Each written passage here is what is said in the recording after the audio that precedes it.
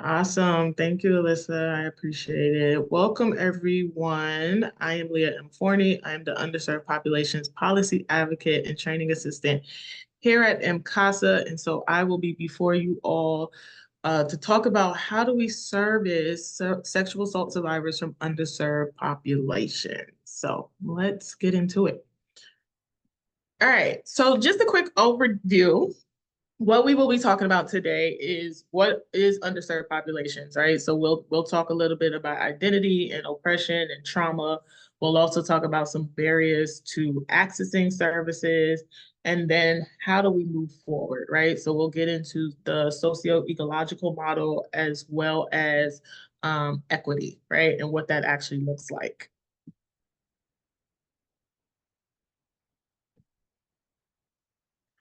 So, what is or who is the underserved, right? So, what do we mean when we're talking about people from underserved populations, right? So, here's the thing I want you all to know is that sexual violence as a whole is underserved, right? Sexual assault survivors as a whole is underserved, and that sexual violence is 100% preventable.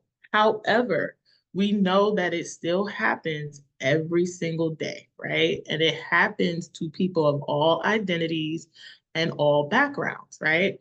We also know that all sexual abuse survivors experience barriers to justice and healing that they deserve, right? And so, for the purpose of today's training, we're going to talk about the survivors who may face additional barriers and additional traumas solely because of their intersecting identities, right? And these are the survivors that are underserved, right? These are the survivors that our organizations are working to service better, right? And so that's who we're talking about when we're talking about underserved populations.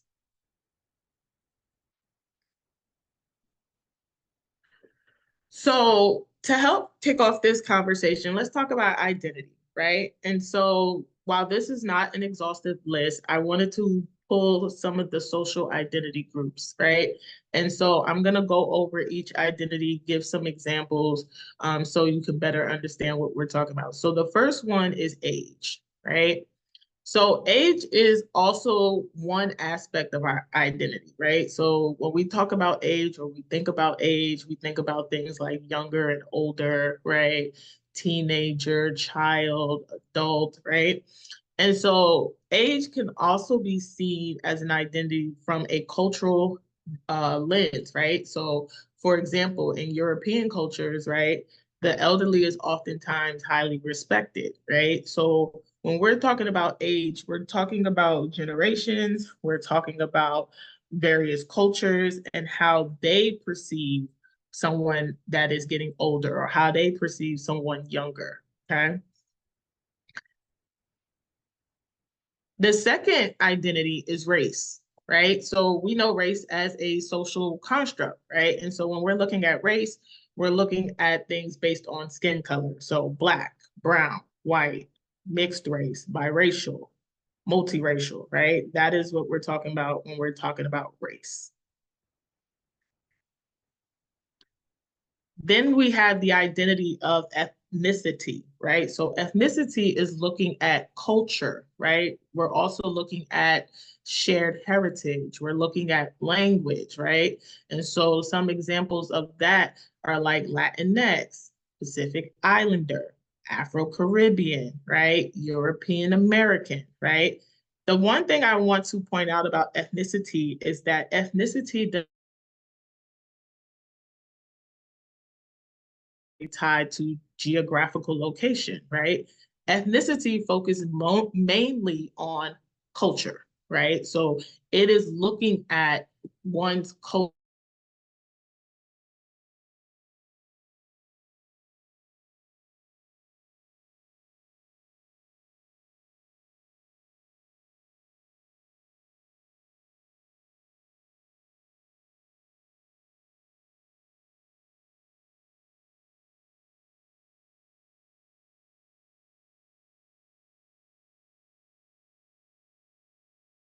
Skin color, kind of similar to race, is looking at the variations of one's skin. So that's where we get into things like light skin, dark skin, brown, right? Skin color is oftentimes intersected with race, right? And so, for example, you might meet someone who is Black, but they're light skinned, or they're Black and they're dark skinned, right? So that is where we seem to see the intersection between skin color and race. And then we have disability, right? So disability, the definition of disability has expanded over the years. It used to just mean someone with a physical disability, but over the years, we have now included mental illness as well as cognitive disability in that definition.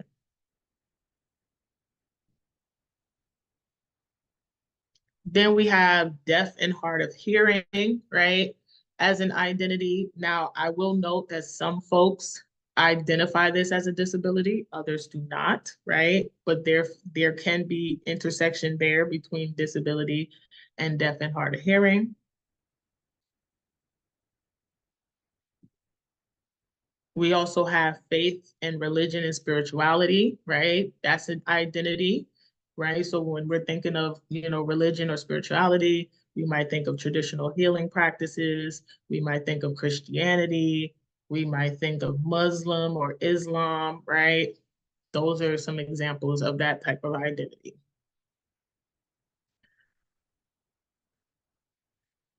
And then we have gender and gender identity and expression, right? So this is when how someone identifies, right? So this is not necessarily tied to their sex assigned at birth, right? Like man or woman, but how do they identify? So we're looking at things like cisgender or transgender or gender nonconforming or non-binary or gender queer, right? It's how they express their gender, right?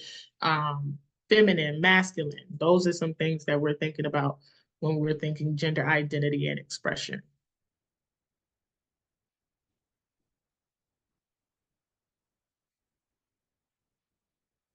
And then we have the identity of sexual and or romantic orientation, right? So opposite of gender identity and expression, this is how someone identifies from a sexual or romantic attraction, right? So then we're looking at things like lesbian or bisexual or gay or asexual or aromantic, biromantic, queer, right? So that is what we're looking at when we're looking at this particular identity. Then we have socioeconomic status and class, right? So we know that to be, privilege, uh, middle class, lower class, right? For an example of socioeconomic status and class. We have tribal or indigenous affiliation, right? As an identity as well. First language. So first language is all about the language that someone learns to speak first, right? So that can be an identity, right? If were born and you learned how to speak English first, that would be your first language. Spanish, that would be your first language, right? So that's what we're looking at with that identity. Immigration status is another identity. And so that is where we're looking at citizenship, whether someone is temporary or a permanent resident, a refugee, someone that's undocumented, right? That is what we're looking at when we're looking at immigration status. And then the last type of identity that we're looking at is body size and type, right? And so one thing I want you to know is that weight discrimination is definitely important when we're thinking of underserved populations and intersectionality. There was a study that was done at Brigham Young University where the hypothesis said that a sexual assault victim who was considered obese was less credible than someone that was non-obese, right? And so body size and weight discrimination definitely plays a role. Um, so here's some things I want you to know about these identity groups, right? Is that in each of these identity groups, there is a hierarchy, right? And so if you look at the identity groups at the top, these are what is referred as dominant identities, right? And then those towards the bottom are considered marginalized identities. And so dominant identities are considered the norm, right? They are considered the standard. These are the identities that are highly valued in our society, whereas marginalized identities are seen as abnormal or wrong or an inconvenience to others, right? And so, just to put it in context for you, here in the United States of America, some of the dominant identities are wealth, right? Christian, white, able-bodied, right? Born in the US, right? Thin or athletic built. You speak English as your first language, right? So people that hold those types of identities are seen as normal in this society. They're highly valued, right? They hold more power, right, as they move throughout society. So those that are considered marginalized, right, those identities are often and systematic and institutional oppression, right? And so some examples of that might be a woman who identifies as being a lesbian or bisexual, or someone who is native or indigenous, or a person that is an immigrant, or someone that is dark skinned, or maybe someone that is obese, right? So I want you to understand that people who hold marginalized identities do not have as much power moving through society as those that are considered the most dominant identity.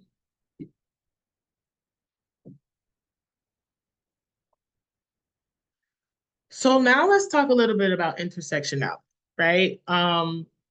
One thing I want you to know is that people are not one size fit all, right? No one group is the same, right? People don't just hold one identity, right? And so intersectionality was actually coined by Kimberly Crenshaw, who was a lawyer and a professor at UCLA School of Law and Columbia Law School. And she coined the term intersectionality in 1989 to really describe the intersection of identities and power, right? So, for example, Kimberly discussed how a Black man can experience discrimination because he's Black, right? And a white woman can experience discrimination because she's a woman. And a Black woman, however, can experience a different type of discrimination because she's both a woman and Black, right?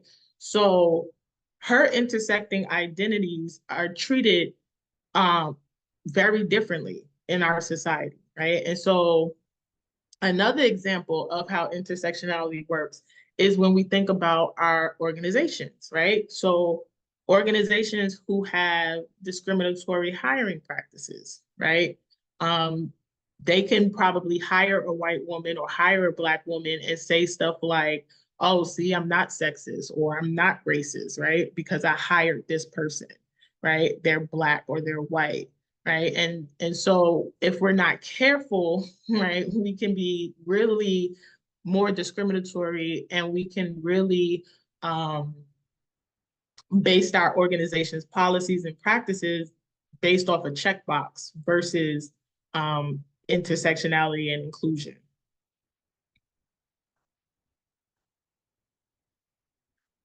So the last thing I want to note for you about intersectionality is that we know that populations that are underserved, they're not just underserved because of identity, but they can also be underserved because of circumstances, right? So that's when we get into populations like the homeless population or those that are incarcerated, right? And so we know statistically, those with marginalized identities are more likely to not only be underserved because of their identity, but also because of circumstances. So keep that in mind.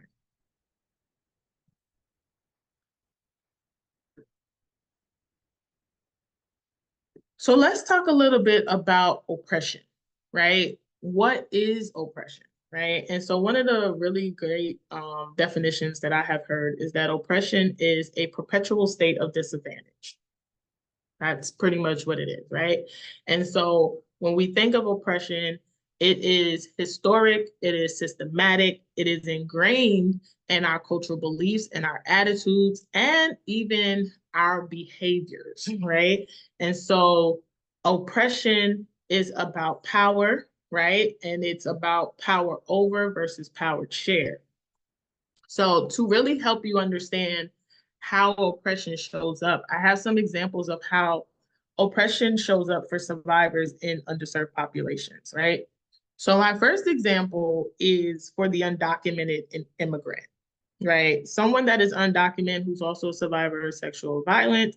Oppression can look like fear of being deported, right? So if this individual, say for example, was sexually assaulted at work by their employer, right? They may fear coming forth or fear telling someone that they were sexually assaulted, right? Because of this fear of deportation, right? That if I'm here, I'm undocumented. If someone finds out that I'm undocumented, I risk having to go back to my native country. So that's one way that oppression can show up. Another example is for a Black woman survivor, right? So oppression can show up for a Black woman survivor by dismissing her pain, right? We see that a lot, right?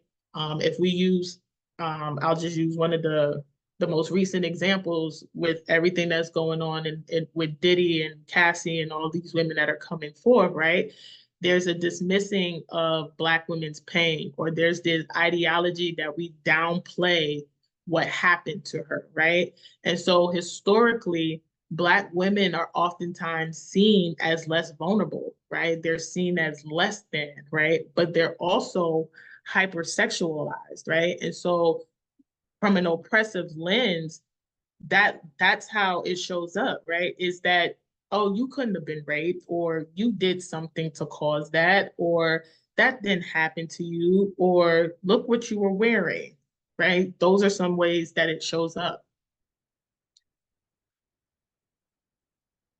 For an indigenous or two-spirited survivor, oppression can look like not receiving culturally competent services, right? Or dismissing of cultural beliefs, right? So when we're working with the indigenous population, they're very big on traditional healers, right? And so we want to make sure that the work that we're doing is not rooted in oppression, and that we're doing the best to make sure that we're providing them the services that they need based on their cultural beliefs.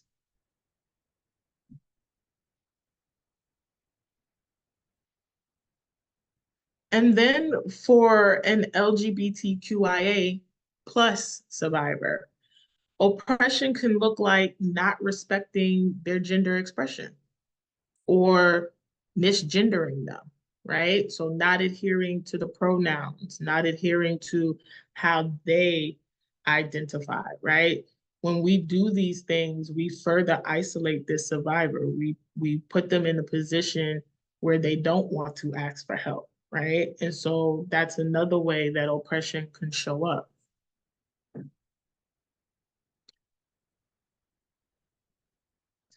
And then for my last example, a disabled survivor, right? So for a disabled survivor who may be coming um, to you from being sexually assaulted by their caregiver, for example, right? And the way oppression can show up is that we don't believe them, right? Or we don't believe that they could be sexually assaulted because of their disability, or we question whether or not they're credible, right?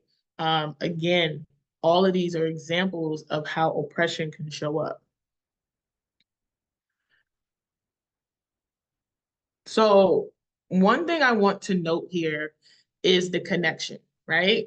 Oppression is a system of power, right? Again, keep in mind that people who hold one or more dominant identities are given this unearned power in society, right? Whereas people who hold one or more marginalized identities are rendered powerless.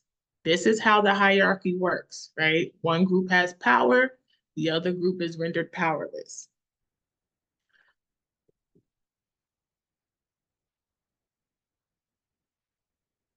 So it's important to talk about that and talk about oppression when we are talking about anti-sexual violence work, right? Because again, we understand that power operates the same way, right? And so when we are working with survivors of sexual violence, we want to remember that sexual violence in itself is a power-based attack, right? And it's a power-based attack because it is rooted in racism, sexism, anti-LGBTQ, ableism, right?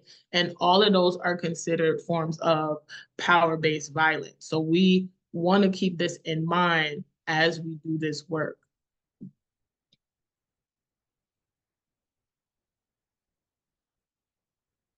And then the last thing I want to note for you is that to get to the root of sexual violence, we must advocate for equal and equity society, right? Like it has to be about power that is shared, not power over, but power that is shared, right? And so that is going to look like eliminating our personal biases. That is going to look like expanding our personal and professional networks. That is going to look like improving access to our institutions for marginalized communities, and making sure that we are enhancing support of marginalized people within our institutions.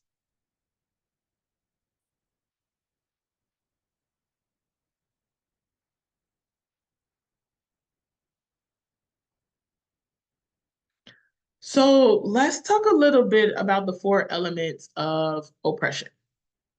And so there are four key elements to oppression. It is defined norms, it's institutional power, violence and threat of violence, and then economic power, right? So if you look at this chart, right, define norms, right? So this is where we identify the standard within our society. So we're looking at things again like race, gender identity, class, age, religion, nativity, sexual orientation, right? That is what we're looking at when we're looking at defined norms. From a from an institutional power standpoint, we're looking at the healthcare system, right? How does power and oppression show up in the healthcare system? How does it show up in our legal systems? How does it show up in the military? How does it show up in law enforcement?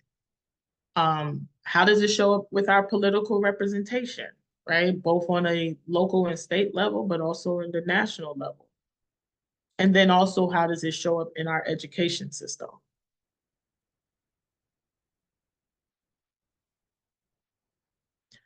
And then if you come down to the bottom of this wheel, we're looking at violence and threat of violence, right? So how does oppression show up in physical violence? How does it show up in verbal violence? How does it show up with sexual violence? How does it show up when it comes to intimidation and harassment? And then how does it show up in an institutional or individual level?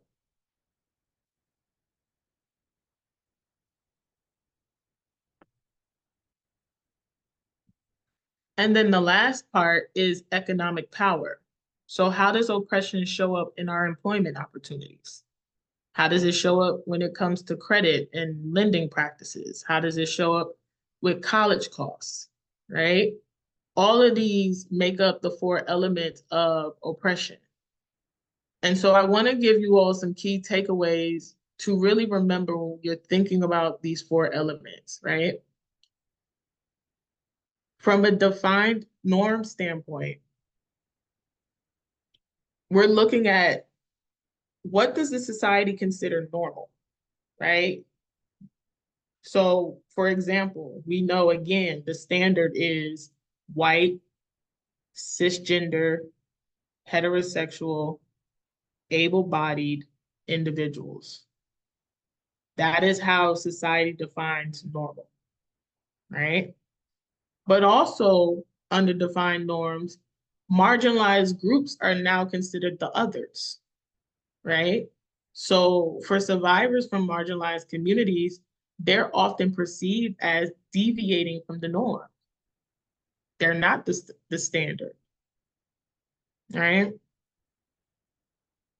The other thing is cultural stereotypes. So again, in defining the norm as white, cisgendered, able-bodied, we now create harmful stereotypes. And these harmful stereotypes often look like hypersexualization of Black women or the invisibility of the LGBTQIA plus community, right? Which further pushes survivors that identify in these communities into isolation.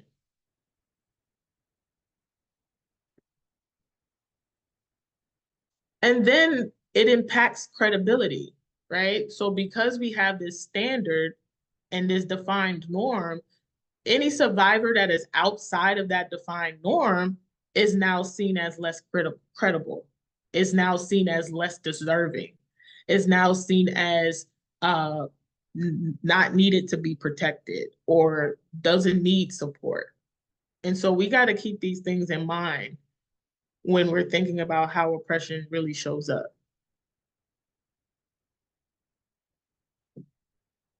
Then, if we look at institutional power, right, we're looking at systematic barriers, right? So, how is it showing up in our legal services? How is it showing up in healthcare? How does it show up for social services, right? Do we have institutions that favor more of the defined norm or the dominant in identities over the marginalized? Because again, these systematic barriers are the reason why those from marginalized communities are not getting help.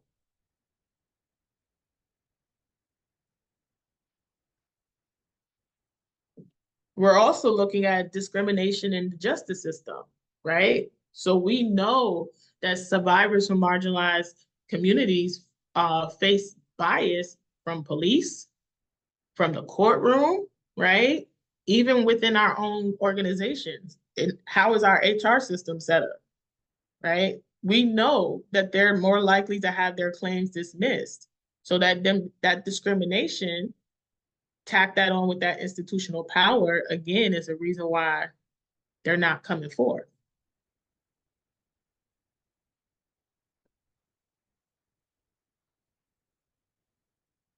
And then you have that lack of cultural competence and humility, right? So we know within our institutions, there's a lack of resources, there's a lack of training, there's a lack of understanding, right? And support for the specific needs of marginalized survivors.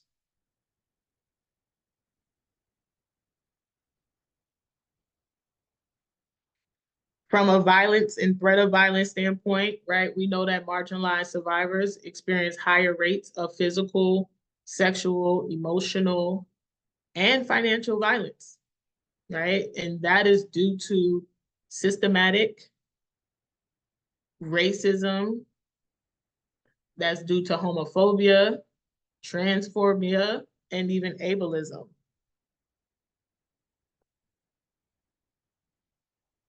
And then when we look at the threat of violence, right, now we're dealing with the fear of retaliation from the abuser. We're dealing with the fear of deportation, which is huge for those that are immigrants or undocumented.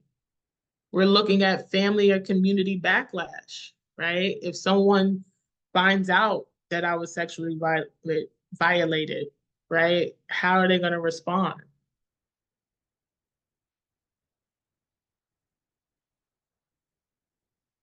And then we have state sanctioned violence, right? So that's looking like over policing. That's looking like racial profiling, right?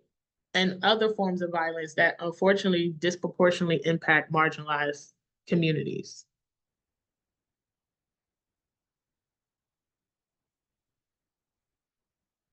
And my last set of takeaways is for the economic power, right? So when we're looking at oppression from an economic power standpoint, we're looking at those limited financial resources. Those from marginalized communities have a lack of access to wealth and economic stability, right? They're not always going to have the money to hire a lawyer. They're not going to always have the money to go to the doctor and get mental health services or get treated. That plays a huge role. But then we have workplace vulnerability, right? those from marginalized communities, particularly when we're looking at immigrants or low income individuals, they oftentimes face sexual exploitation and other forms of sexual violence. And that's one of the reasons why they're afraid to report when sexual violence happens at work, because there's this fear of losing their job or being deported.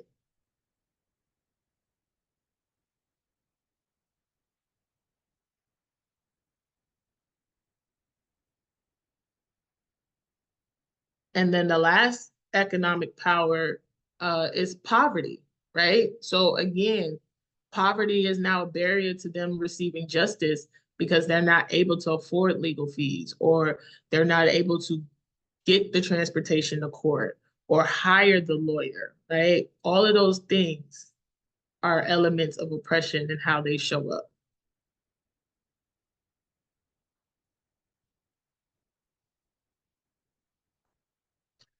So I want to hear from you in the chat. I want you all to share with me, what are some forms of oppression that you've seen in your line of work?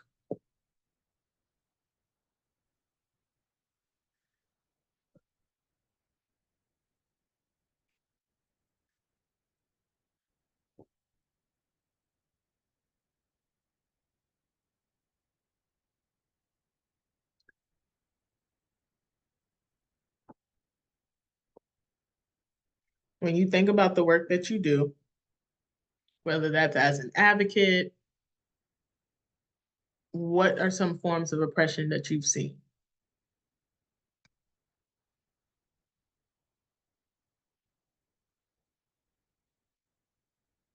I'll give you guys a few minutes.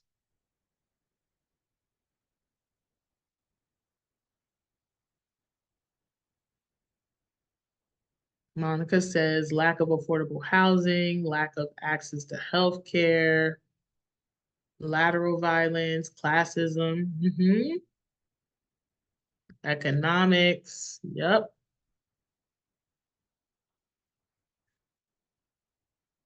We work in a male dominant field, so females are often overlooked.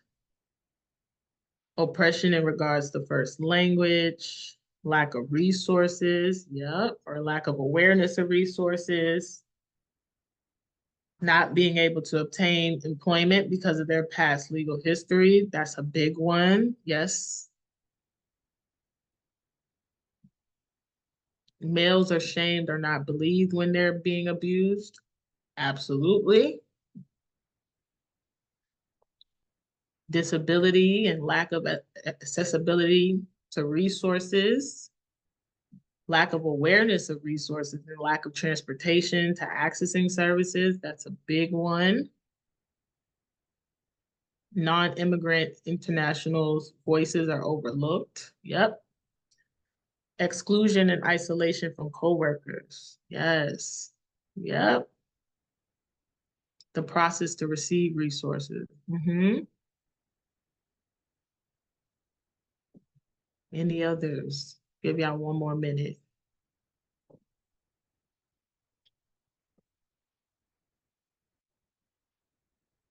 We don't have a lot of resources here in our rural area. We see a lot of drug cases here. We have a lot of mental health concerns here as well, with lack of resources to refer them.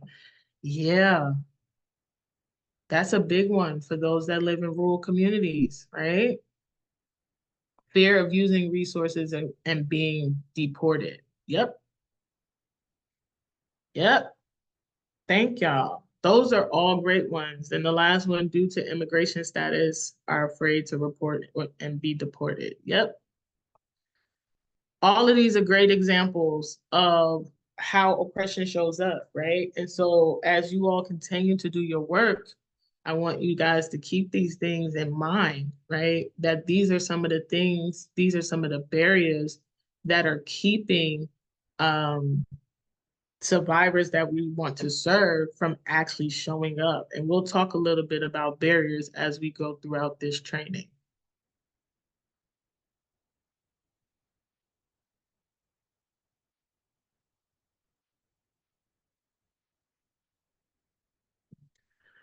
So you all may or may not have seen this before, but this is called the rape culture pyramid. And this was a visual representation done by Virginia Sexual Assault and Domestic Violence Action Alliance. And it breaks down the way in which oppression is the foundation for sexual violence. So if you look at the structural level of this pyramid, you will see all of the oppression attitudes, behaviors, beliefs, right, that we were just talking about, right? So homophobia and transphobia, xenophobia, racism, sexism, ableism, classism, colonialism, right? All of those things form the rape culture pyramid, right? And so the structural forms of oppression cultivate a society in which the attitudes and behaviors and policies that are higher up on this pyramid, right, become prevalent. And so this is how rape culture is formed, right? Look at this pyramid as kind of like building block, right? So we go from the structural to now, if we look at the cultural level, now we're looking at things like privilege and entitlement. We're looking at rigid gender roles, right? And the idea that boys will be boys, right? We're looking at objectification and slut shaming and rape jokes and dress codes and victim blaming, right? We're looking at, how we talk to our daughters about staying safe versus how we talk to our sons. All of those things are like because of the structural foundation, right? And then if we go further up into the pyramid, right, then we get into things like invasion of space, right? Where we're starting to do, accidentally brushing up against someone or catcalling, right? Or talking and following someone or flashing someone or voyeurism, right?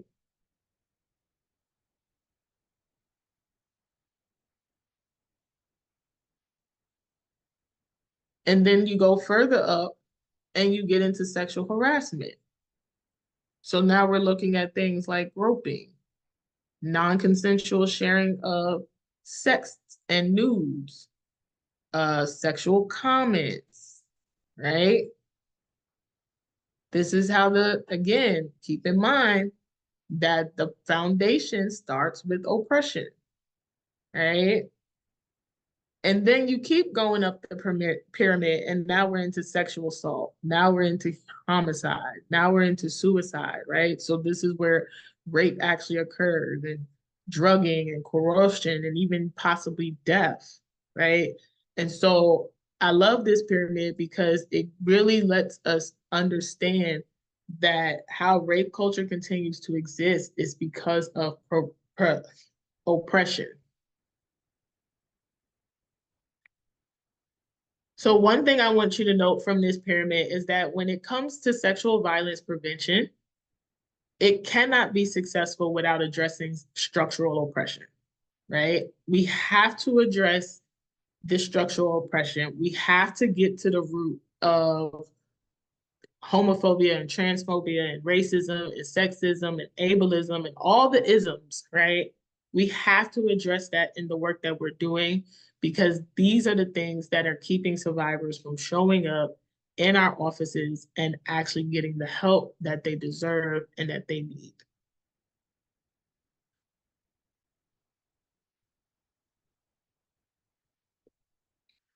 So let's shift gears a little bit and let's talk a little bit about trauma, right? So what is trauma, right? Trauma is a normal response to an abnormal experience. And so for the sake of this training, I'm going to break down four types of trauma, right? We're going to talk a little bit about collective trauma. We'll talk a little bit about historical trauma. We'll talk a little bit about cultural trauma and then structurally induced trauma. The one thing I want to note about trauma is that every survivor reacts to trauma in their own way. There is not a one size fit all trauma response. And we have to understand that when working with survivors of sexual violence, because there's this huge misconception that if a survivor is not overly emotional, if they're not yelling, if they're not screaming, if they're not reacting, right, then they could not have been sexually assaulted. And that is far from the truth.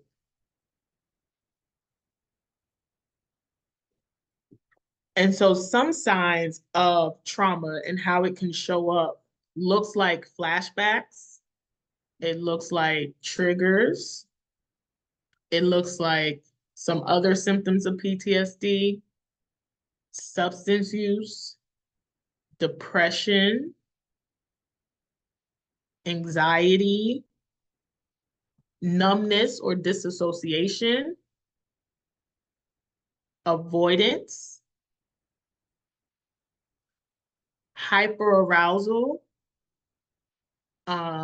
impacted sense of identity. So they don't really know who they are, or they feel like they don't know who they are, eating disorders, sleep disorders, self-harm, and suicidal ideations or attempts.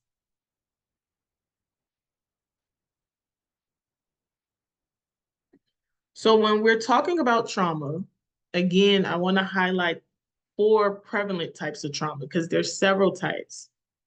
So from a collective trauma example, we're looking at how trauma impacts individuals and groups, right?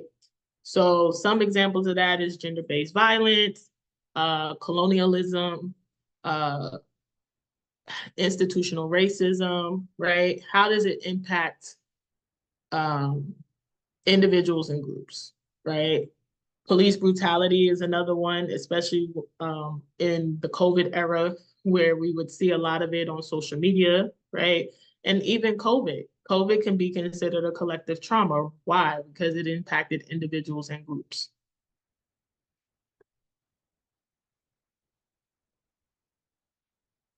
Historical trauma. So historical trauma is looking at emotional and psychological wounding over the lifespan or across generations, right? So we're looking at examples like genocide, apartheid, slavery, right? How is this trauma impacting lifespans and generations, both emotionally and psychologically?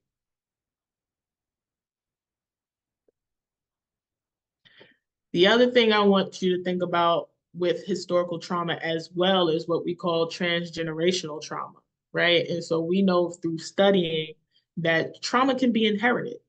It can be passed down, right? Post-traumatic stress disorder and anxiety can be passed down, right? And so we've seen that in survivors of Holocaust, right? We have found that people who are descendants from Holocaust survivors have had elevated heart rates. So trauma can be passed down.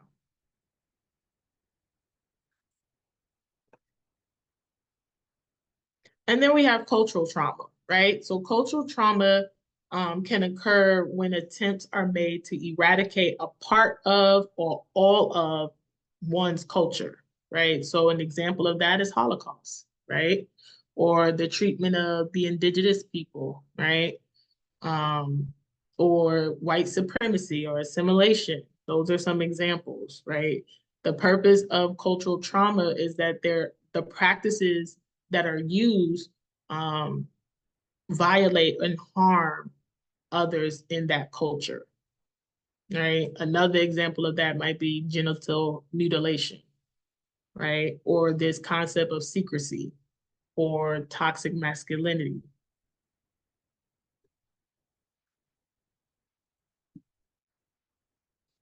And then the last type of trauma that I want to touch on is structural induced trauma, right? So structural induced trauma is trauma created by the policies and procedures that result in unjust, abusive, racist, homophobic, or unsafe systems, right? So we see these types of trauma in our prison system.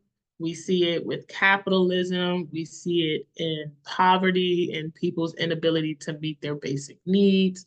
We see these things in the mental health system, our public school system, child welfare system, even in some of our churches, right? And so it's important. The thing I want you to take away is that these traumas are important to keep in mind, right? Because the individuals that we are servicing, the individuals that have survived sexual assault, may be dealing with this type of trauma, right? Especially if they're coming from a marginalized identity, right? They're most likely dealing with cultural trauma or transgenerational trauma. So when they walk through our doors and our organizations, they're not just dealing with the trauma of sexual violence, they're bringing all of these traumas with them as well.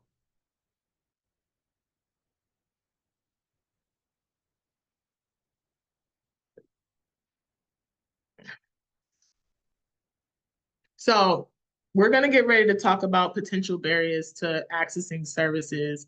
Again, I want to note that everyone's experience with abuse is going to be different.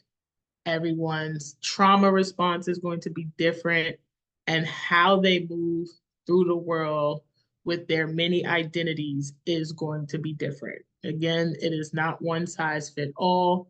And so we want to make sure that when we're working with survivors, particularly in marginalized communities, that we are not only becoming aware of the barriers, but we're doing everything we need to do to address those barriers.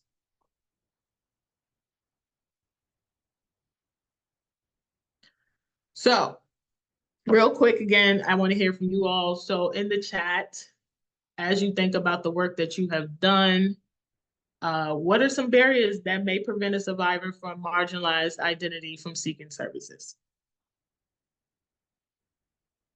I'll give you guys a few minutes.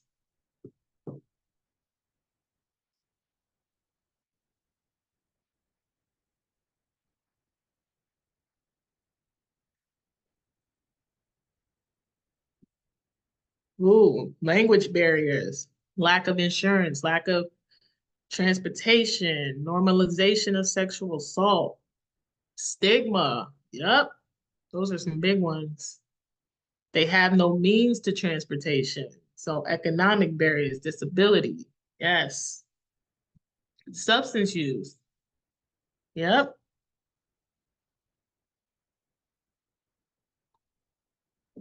What are some others? Cultural stigmatization about mental health and other services. Yes. Insurance is a big one, especially when it comes to emergency crisis services. Yep. So the underinsured and don't have an insurance. Yep.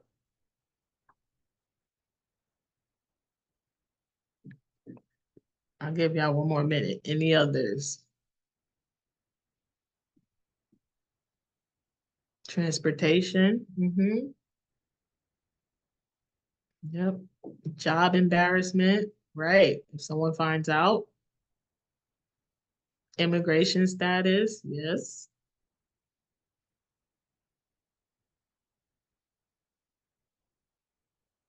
Awesome. These are all great barriers. Family support. Yep.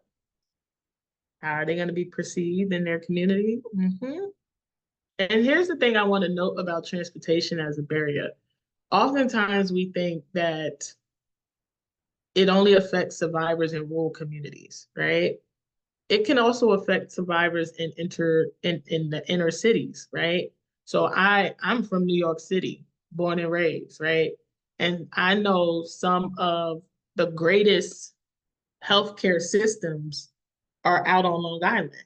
Well, if I'm a survivor who lives in the five boroughs, right, that might have to take two buses and a train to go get help on Long Island, what's the likelihood that I'm going to do that? Right? The same will go if I'm a survivor that lives on Long Island and some of the greatest, help that I can get is within the five boroughs or upstate New York. what is the likelihood that I'm going to do that? Right. And so I want you all to think about that when you're thinking about transportation as a barrier. It works both for those who live in rural communities and those who live in the urban and inner cities.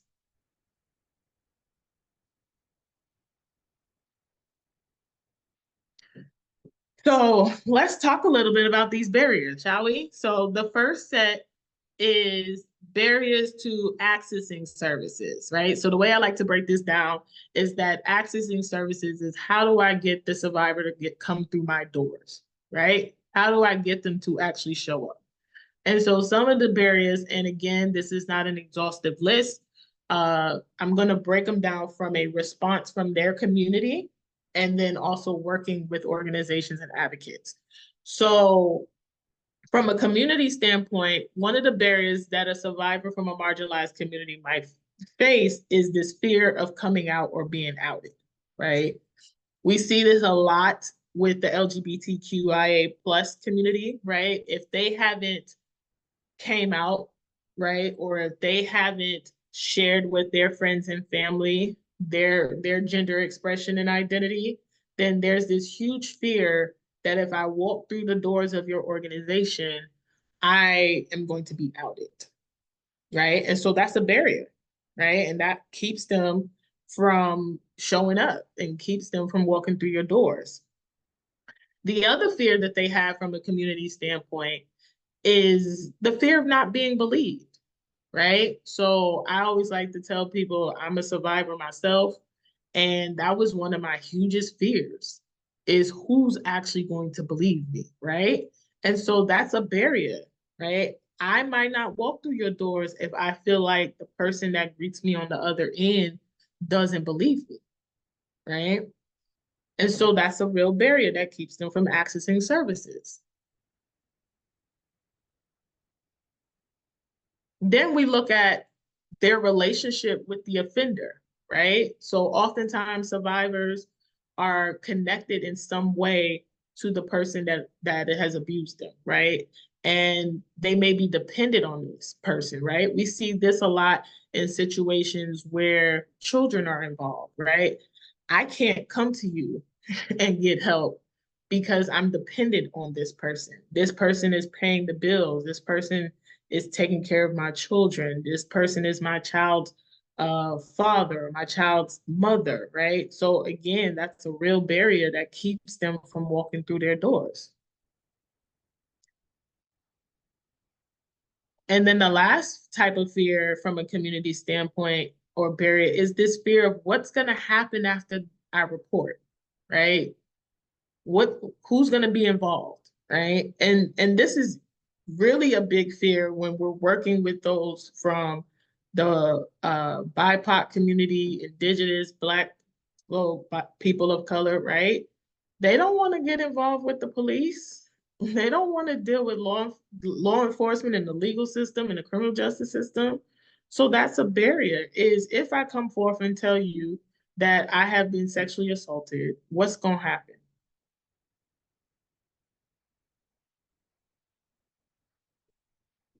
So now let's look at it from an advocate and organizational standpoint.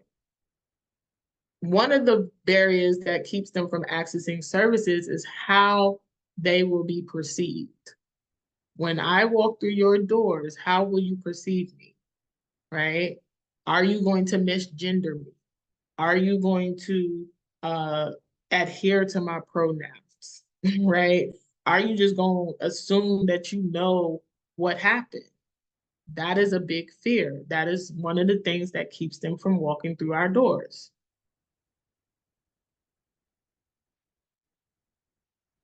Another fear is the fear of police brutality and other forms of violence from the state. Again, depending on which marginalized community, I don't want to deal with law enforcement.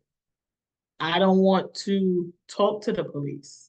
I don't want to get the criminal justice system involved because there's this fear there, right? I don't trust this system. So again, you have to keep these in mind when you're working with survivors that's coming in with these barriers.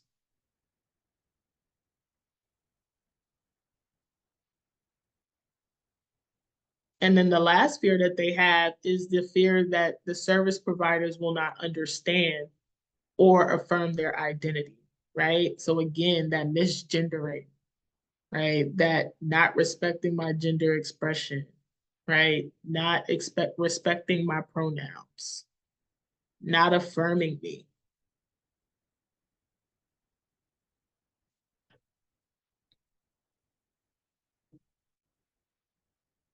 So this is just one set of barriers that survivors from marginalized communities often face.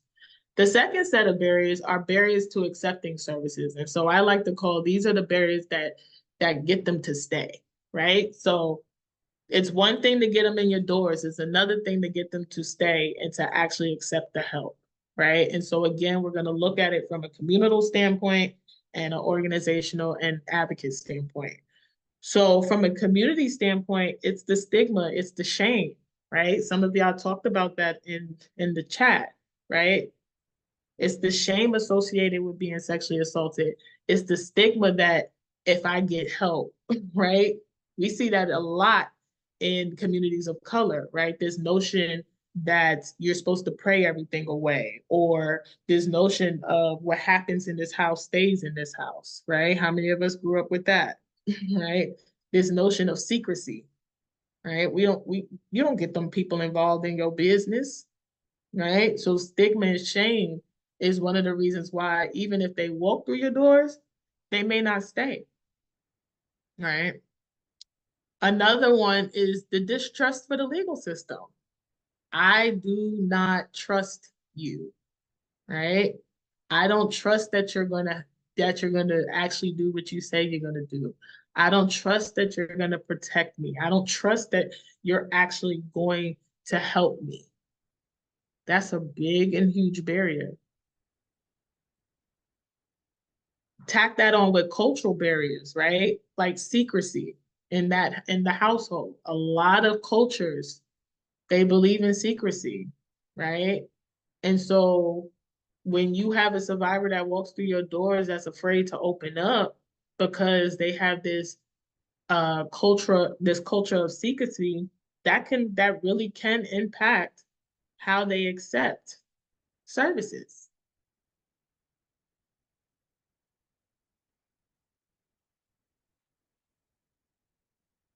And then we have historical trauma, right? The truth of the matter is people of color have been experimented on.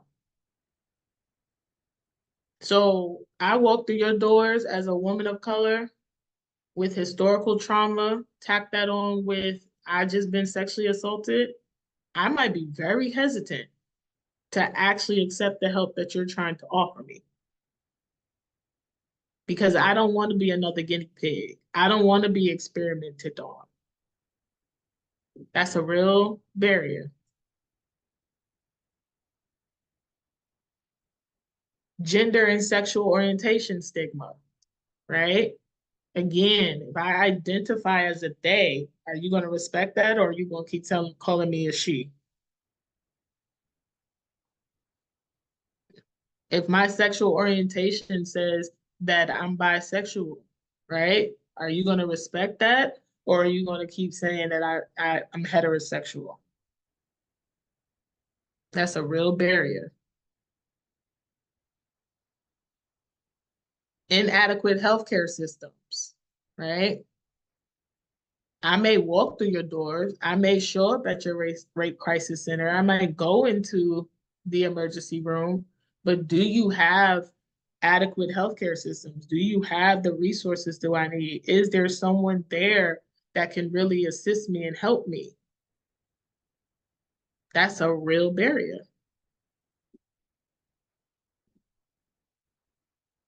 And then when we look at advocates and organizations, lack of representation. When I walk through your doors, is there someone that looks like me? Because for many marginalized survivors, that is why they don't get help.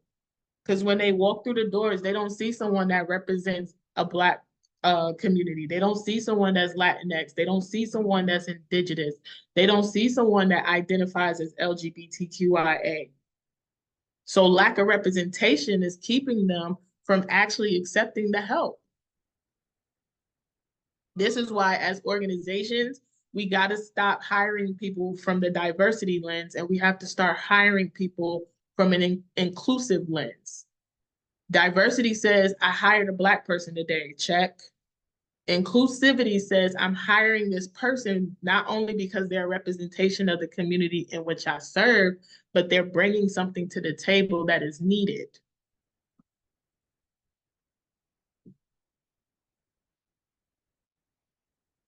And then economic disparities, right?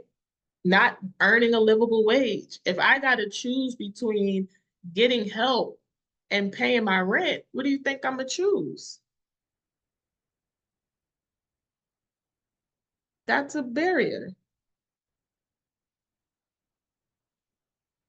Institutional barriers, right? So lack of proper procedures, lack of or disbelief or retaliation, right? If I come into your organizations, right, do you have the procedures? Do you have the policies in place?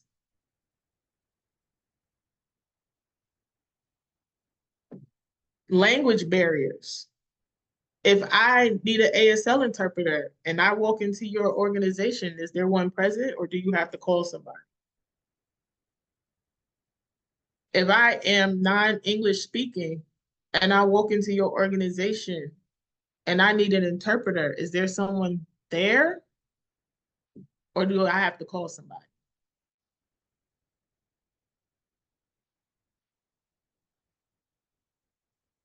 Stereotypes and misconceptions, right?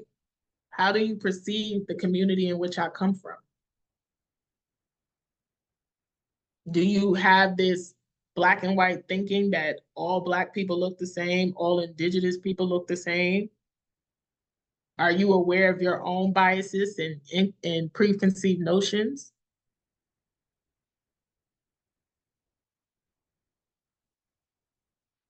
And then lastly, the lack of trauma-informed care.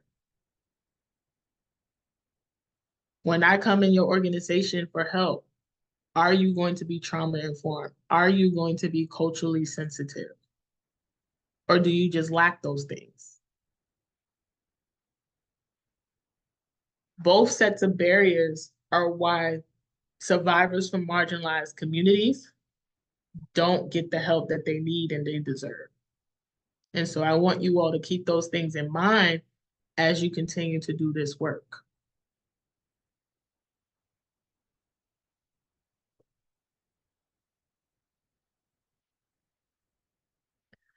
So now let's talk a little bit about how we move forward.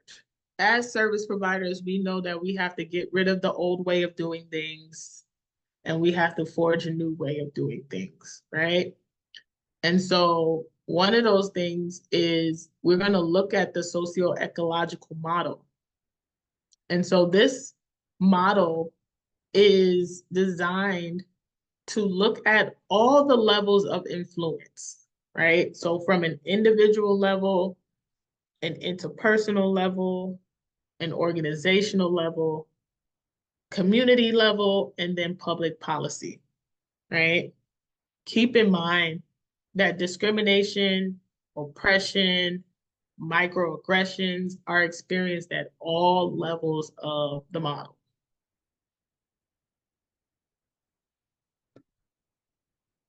And so as we think about how we can make our work more inclusive to people of all identities, I want you to consider each level of this model, right? And I want you to think about how we can work to make structural changes to systematic oppression on each level of this model. And so I'm going to break down each level and give you some examples. So from an individual level, we're looking at our knowledge, we're looking at our attitudes, and we're looking at our skills, right? So one of the things that we have to do better at is we got to avoid assumptions. We got to stop assuming that we know people's orientation. We have to be more aware of our own implicit bias, right? Um, we have to stop assuming that we just don't have certain people within our community, right? Because as we've learned today, everyone has an intersecting identity, right? So from an individual level, it looks like really paying attention to our knowledge, paying attention to our attitudes, paying attention to our skills, right?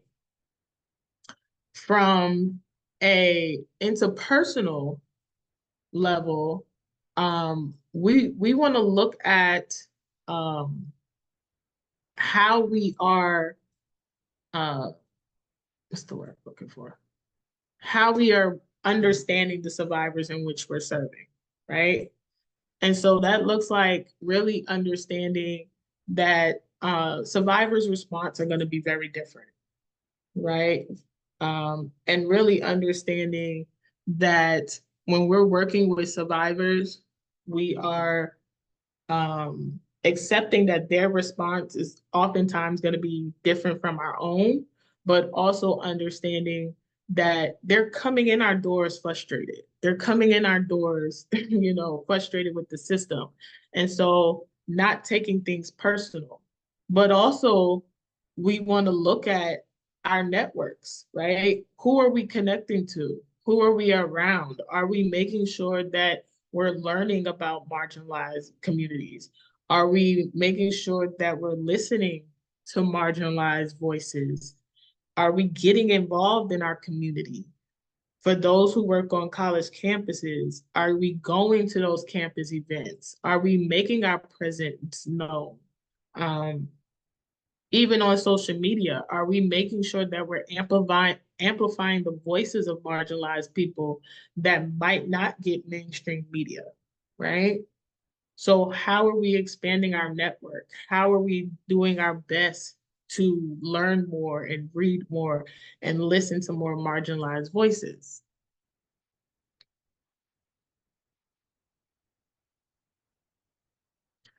And then from an organizational standpoint, we're looking at how we structure our organization, right? Do we have ways of communicating with anyone that comes in, right? Do we have interpreters that work for us or other resources, right? Do we have access to maybe the language line or some assistive technology or ASL, right? Do people know what to expect when they come in? So when they walk through our doors, do they know what to expect, right? Is it clear how we operate as an organization?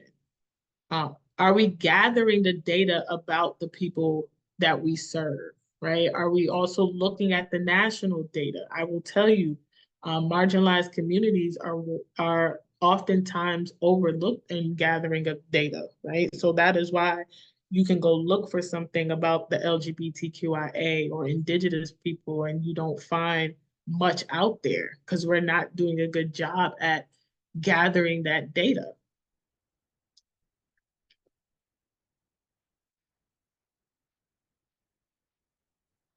And then also from an organizational standpoint, are we looking at who we're hiring? Again, no more diversity hires because we just want to check a checkbox, right? But are we being inclusive about who we're hiring? Are we making sure that there is representation from the communities in which we serve? Are we making sure that we're bringing people to the table that really have the skill set and the knowledge to serve the communities in which we serve?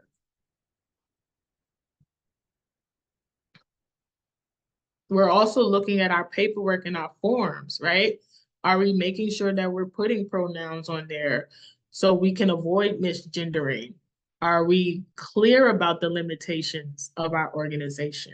We know all the organizations represented here cannot service everybody. So are we clear about that? Are we clear about who we serve and who we can't serve, right? Are we also looking at our policies?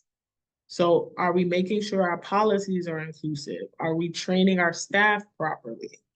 All of these things are examples from an organizational standpoint. And then are we looking at our organizational statements, right? Is it inclusive? Is it supportive?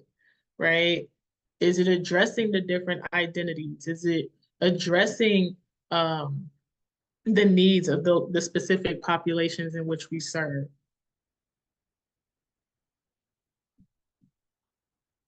What about our physical space? For those organizations that actually have a physical space, are you making sure that it's accessible to people with disabilities?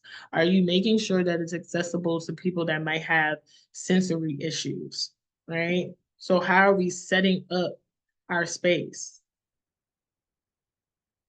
And then lastly, the websites, right? So are we making sure that our websites are not just uniform, right? But they're user friendly, right? They can be used by anybody.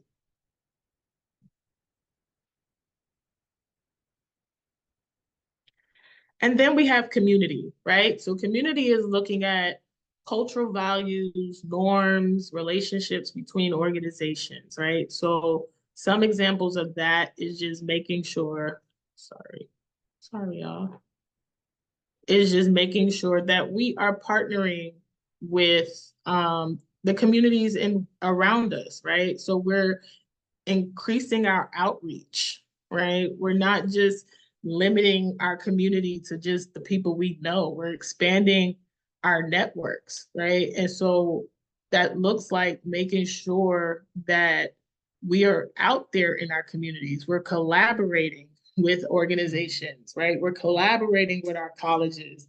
We're building relationships. We're sharing knowledge, right? We're passing along resources, right? We're working with our local officials, right, to really advocate for more inclusive laws and getting rid of those that are harming those in which we serve.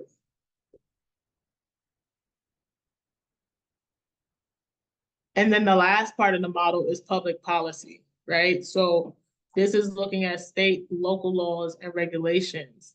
So examples of that is how we vote. Are we voting in our local elections? Are we voting in our state elections? Are we making sure that we're putting the right people in the Senate, the right people in Congress, right?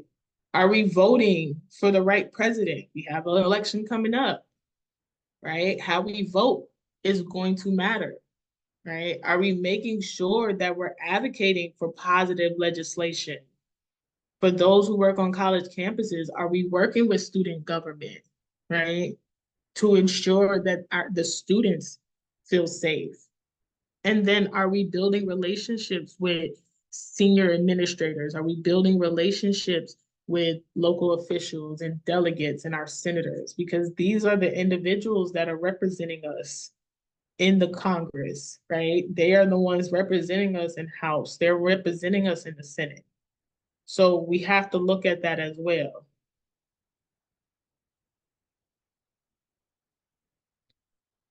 So as we get ready to kind of wrap up, I want to touch a little bit about equity, right? And so on all levels, it is important to strive for equity and not equality. One of the things I absolutely love about this image is how it shows the comparison between equality and equity, right? And so if you look at the first top row with equality, equality has this notion that everyone deserves exactly the same, right?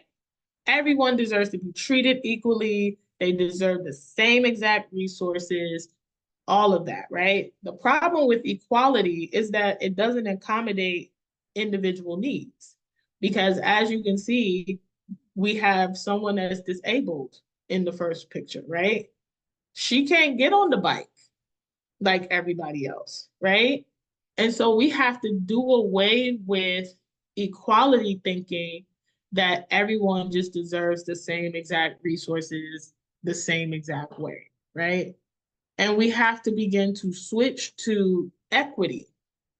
And equity shows same people, but each of them have different bites, right? Each of their needs are being met differently, right?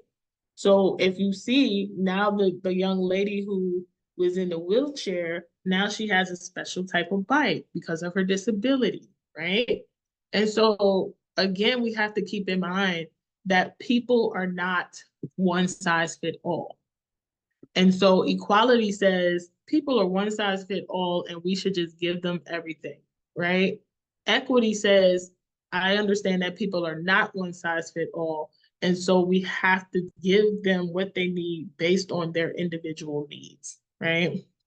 And so sometimes that's going to look like we have to get really creative, right? We have to get creative with our resources. We're going to have to get creative with our policies, with our paperwork, with our support services, where we put our money, right? And even with our staffing, right? Because again, every survivor has the right to be to healing and deserves to be healed, right?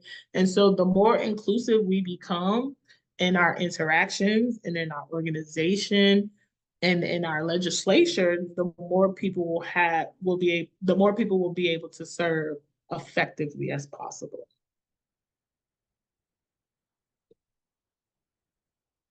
And so the last thing I want to note is that equality is treating others how we want to be treated.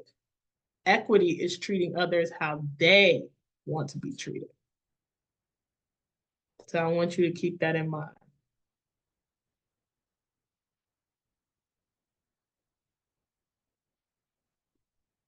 So for the last time, I want to hear from you all. Let me know in the chat, what are some things you're going to walk away with after today's training? What are you going to keep in mind uh, after today's training? Drop it in the chat.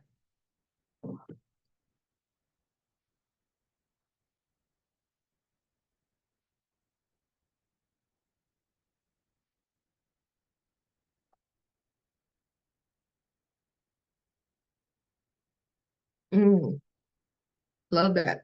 How to implement the true meaning of equity when possible. Yep, I love that.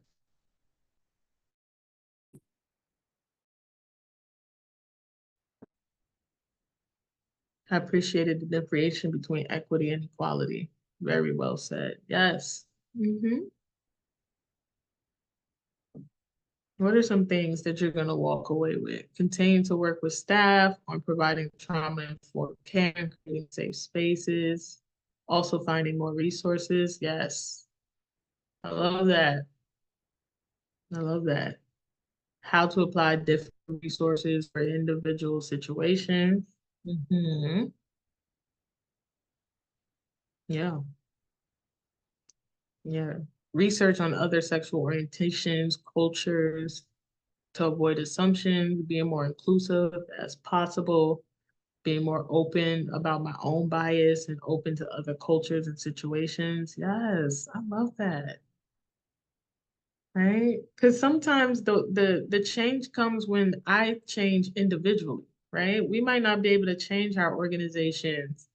We might not be able to change legislation or culture or community, but I can change myself, right? And so I love that you all are taking personal ownership, right? And saying, let me be more open, let me explore my own biases, let me read up on some other cultures. That's how we begin to do this work and do it more effectively so that survivors from marginalized communities feel that they're not only safe and they're getting what they need.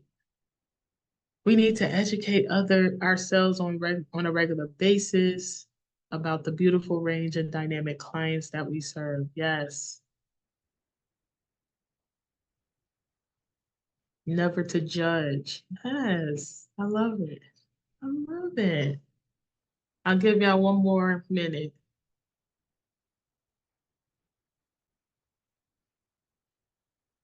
Any others?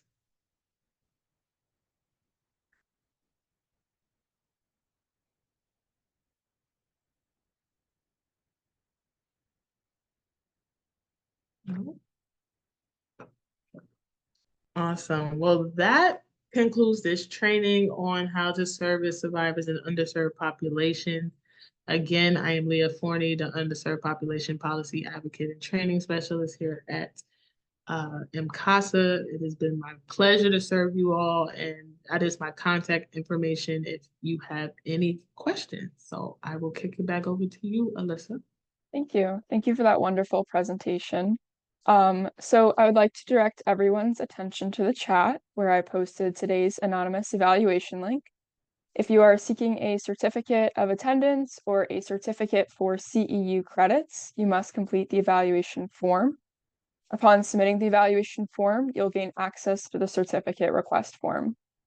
I'll be sending out an email later today with a copy of the recording, the PowerPoint slides used in the presentation, as well as the evaluation link.